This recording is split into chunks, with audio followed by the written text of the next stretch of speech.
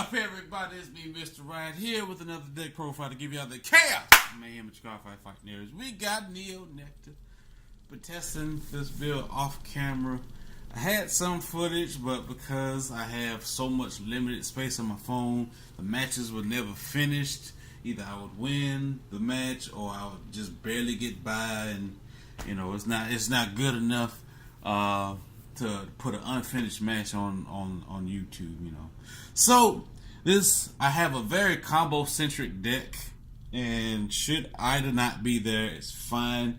But she is a very good starter for her second effect of resting, giving 2 units each other's names, or they share each other's names. So that is a fantastic thing. You're down a booster, but for the cards I have, you know, her other skill, Counterblast 1, put it in the soul, choose a normal unit from the drop zone, put it to the bottom of the deck. If it was a bloom unit, you get to draw 1 card.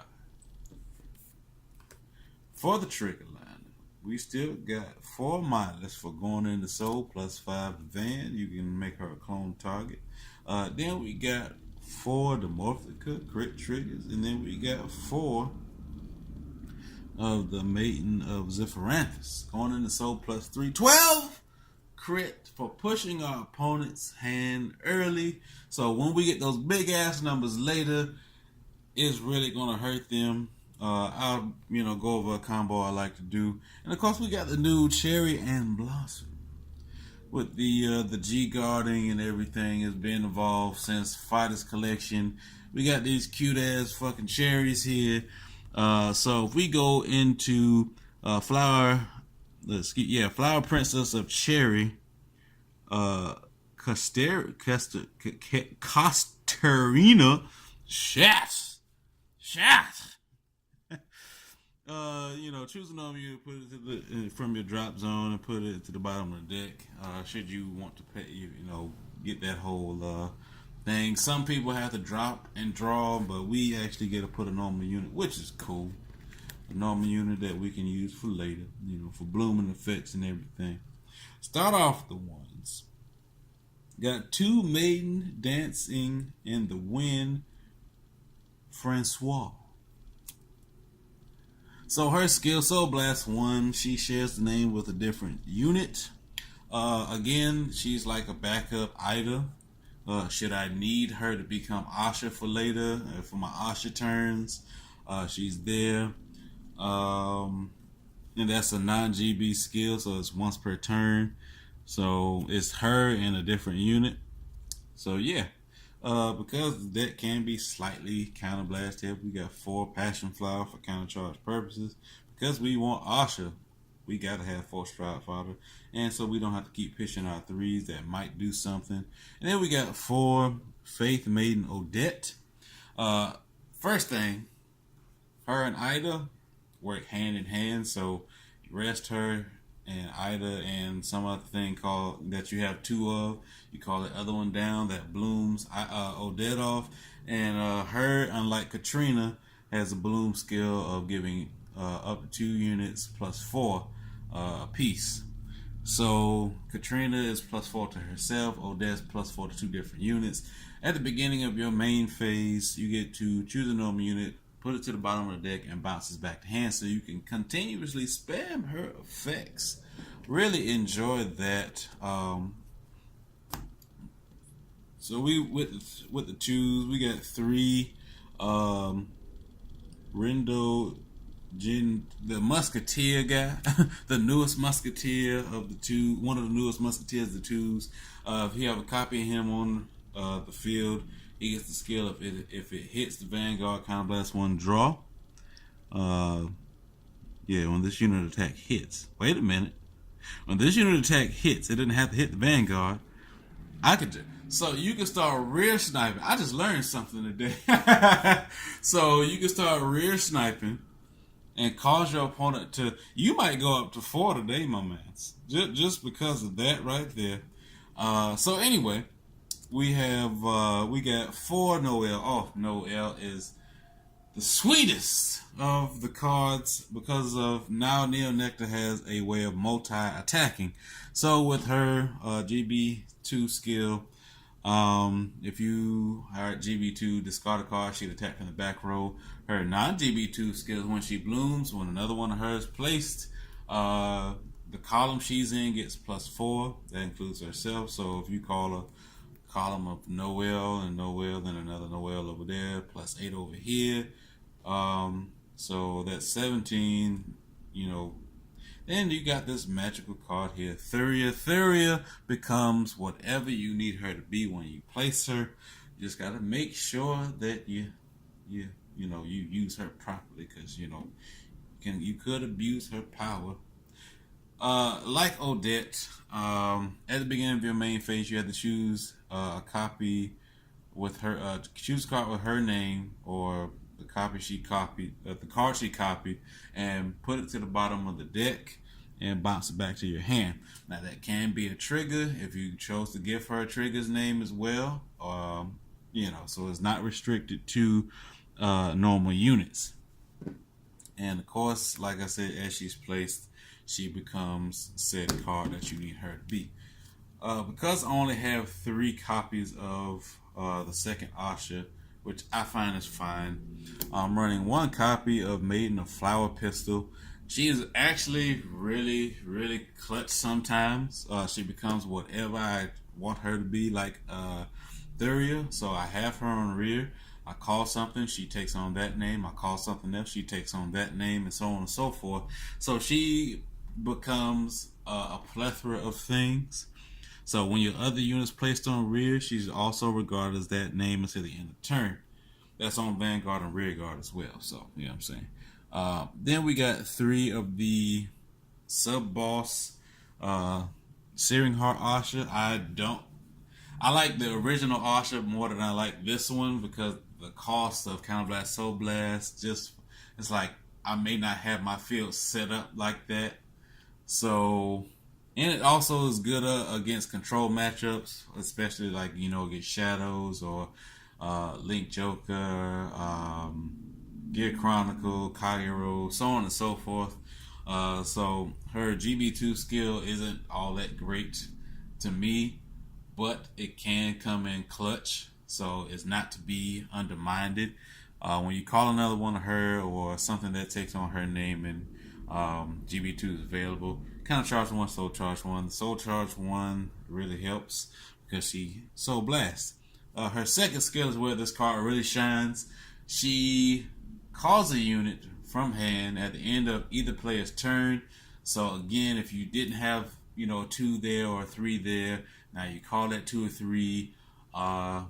Stride, Counter Blast 1, Soul Blast 1, which is her next skill there. Whatever unit you targeted gets the boost ability when it comes to the field. So you call a Ahsha. That Ahsha is then a boosted 11k, a boostable 11k. Then we got the original Ahsha, which again I personally like because it's a lot simpler. If I only have 1 card on the field or a couple of cards on the field, I can choose one of those to copy. It gets +2, and that will more than likely trigger off Bloom. Did just so happen to get a stamped version, so I was happy about that. But her other skill is her GB2 skill, which is if you can't stride, you're not up the creek without a paddle. It is a very very powerful skill. All cards on your side of the field that has the same name as each other get +5. So you have an Ahsha here and an Ahsha here. Both of these get +5. That's very, very good. So yeah. So with the strides, with the G guards. First we gonna just say we got that, we got the Sea Breeze. So with the G guards, we got the 1 Dismal for just in case purposes of protecting our much necessary and much needed units, so we can clone them.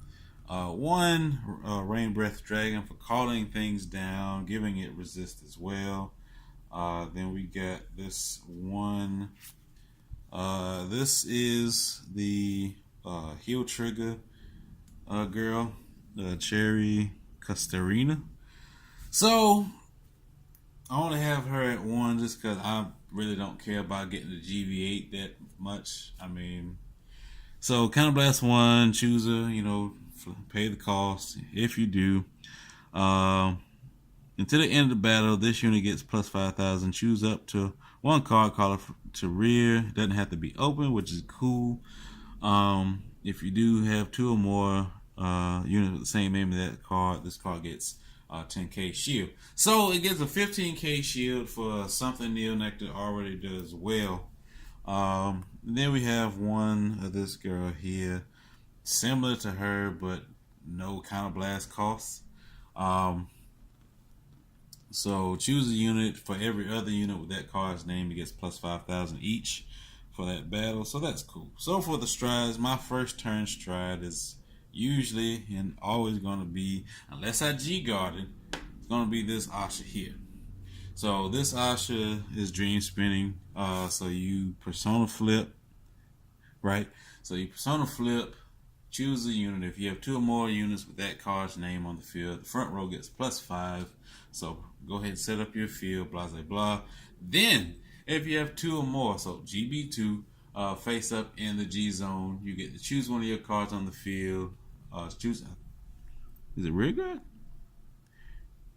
Yeah, two more, choose one of your rear guards. Okay, search one of your rear guards out from the deck, card it. It also gets plus 2. One of the strategies I like to go into is baiting my opponent's hand. After going there for a strong first stride turn, is going into Flower Princess of Balmy Breeze and Marta. So her skill, so that's one of the things I like about the strides is she's a decent stride, so she gets a crit, and so does the Glorious Bloom Ahsha. It also gets a crit. So this is a persona flip. That's why there's 2. She might come up to 4, but I see her at 2 is fine. So skill Counterblast 1, persona flip. Choose one of your units. If that unit has the bloom ability, draw a card. That's cool. And then you choose up to 6 units with that card's name, and those units get, if this card hits the Vanguard, draw a card. And if you have 3 or more units with bloom ability, it gets crit, which is again a very easy thing to do with our 1s and our 2s. So yeah. So I would bait. After I got the, if I G guarded, and then I would go into this card here for instant crit, and to start shifting cards out of my opponent's hand, because they don't want me to draw anyway, because I've been drawing earlier. Then we got this one, what is that? Resonate Dragon. Whenever you place a card that has this card's name or the Ahsha, you call it Ahsha or whatever, and so this card and that card get plus 8. So Theric becomes Ahsha, plus 8, plus 8. And then you call another Theric, boom. So it's kind of similar to the other dragon. So we got one beautiful winter in Inverno. She's okay. She is good for the loops and refilling your deck. Soul Blast 1, 5 normal units to your deck. Shuffle from rear guard or drop zone, and then put them in your deck. Shuffle 5 will return. Counter charge, soul charge. Then Counter Blast 1. When you call a unit, drop 2, and then search your deck for up to 2 cards with that card's name, and then show them to your opponent, add to your hand. So you're dropping the card to get 2 cards back. So it's not that horrible. Then we got 2 of the Glorious Bloom Ahsha. She is one of the awesomest finishers. You want to make sure you have an Ahsha on board by some means of name taking or Ahsha grade 3 on rear.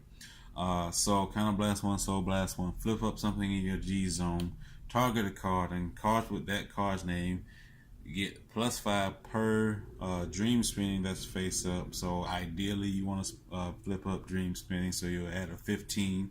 And then if you have an Ahsha on the rear, it gets a crit. So you call third becomes Ahsha. You have that grade 1 Soul Blast 1, that becomes Ahsha. Then you may, if you have Ida, tap 2 other things become Ahsha. So you can start building up your attack for final turn relatively easy. And we have one of the GB8 here. Haven't actually used her because the game normally is either I won or I lost by second or third stride or what have you. But choose 3 normal units from drop zone, return them to the deck when this unit attacks. So multiple attacks, no real use for stand triggers there. That will suck because it's like Primavera pretty much versus the 3 counterblast, blah blah blah. Anyway, search your deck. Pay the cost. If you choose one of your units, search your deck for up to 3 cards with that card's name. Call them, and they get to plus 10,000 until the end of turn. And it's not open rear circle. Shuffle the deck, blah blah blah. So yeah, I really enjoy this deck. Again, it causes a lot of pressure for my opponent, especially when they want to take the damage, but they don't want to give me card advantage. So they're going to be dropping cards to block early and see to it that my cards get retired, which is fine because I got ways to get them back. So yeah, comment, like, subscribe. Any questions or comments, leave them in the comments section. I'll get back to you soon. Hop.